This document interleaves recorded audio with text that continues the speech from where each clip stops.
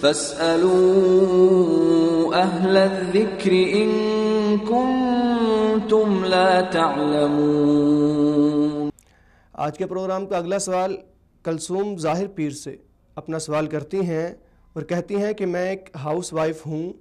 اور سوال یہ کرتی ہیں کہ کیا عورت کے لیے نماز تراویح پڑھنا یہ فرض ہے، اور پھر کیا مسجد میں جا کر ہی نماز تراویح پڑھی جائے گی یا گھر میں بھی ادا کی جا سکتی ہے، پڑھی جا سکتی ہے؟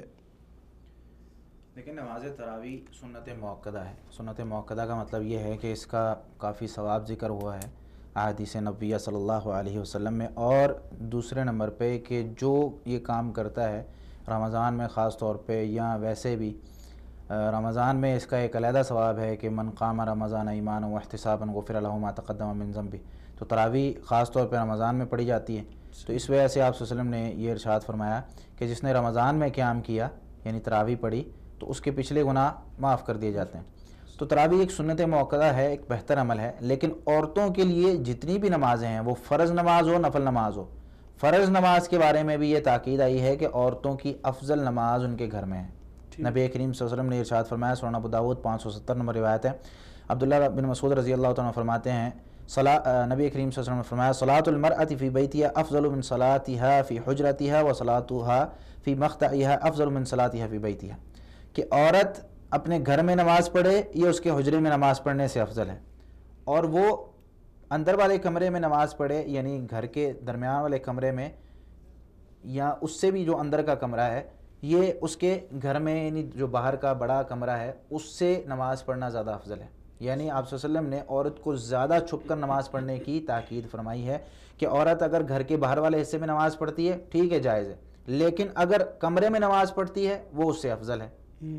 اگر کمرے میں نماز پڑھتی ہے جائز ہے، لیکن اگر اس سے بھی اندر والے کمرے میں جہاں بالکل اس سے بھی اندر ایک چھوٹا کمرہ ہے یا ایک الگ کمرہ ہے اس میں نماز پڑھتی ہے چھپ کر تو یہ اس سے بھی افضل ہے۔ یعنی عورت کے لیے جتنا چھپ کر گھر میں نماز پڑھے گی یہ زیادہ افضل ہے، جتنا اندر والے کمرے میں جا کر نماز پڑھے گی یہ زیادہ افضل ہے۔ تو مسجد میں جانے کے بارے میں عورت کو منع تو نہیں کیا گیا، جس طرح کہ آپ صلی اللہ علیہ وسلم کی حدیث صحیح مسلم میں 442 نمبر روایت ہے، عبداللہ بن عمر رضی اللہ عنہ فرماتے ہیں سمعت رسول اللہ صلی اللہ علیہ وسلم یقول لا تمنعوا نساءکم المساجد اذا استأذنکم الیہا، جب تمہاری عورتیں تم سے اجازت طلب کریں تو انہیں مسجد جانے سے نہ روکو۔ اس حدیث میں دو مسئلے ہیں، ایک عورتیں مسجد جا سکتی ہیں، صحیح، دوسرا مسئلہ کہ عورتیں اجازت لے کر جا سکتی ہیں،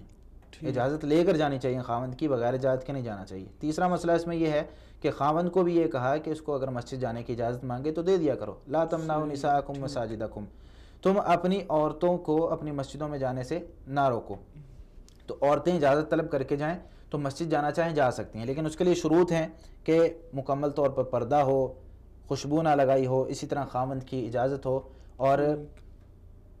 لباس ایسا ہو، یعنی پردہ اگر کرنا ہے تو اس میں لباس یا پردے کی شکل و صورت ایسی ہے کہ لوگوں کے ان پر دھیان نہ پڑے، اور مسجد میں ان کے لیے علیحدہ سے پردے کا انتظام موجود ہو۔ صحیح، ٹھیک۔ تو یہ کچھ شروط ہیں جن کی بنا پر اگر عورت مسجد جانا چاہے جا سکتی ہے، وگرنہ آپ گھر میں بھی تراویح کی نیت، تراویح اصل میں قرآن پورا ختم کرنا ضروری نہیں ہوتا، تراویح میں آپ ایک صورت آپ کو آتی ہے آپ روزانہ وہی پڑھتی رہیں،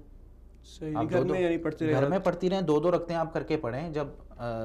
وطر پڑھنا ہو تو ایک وطر پڑھ لیں یا تین وطر پڑھ لیں، آخر میں دو دو کر کے رکھتے پڑھتی رہیں جتنی آپ نے پڑھنی۔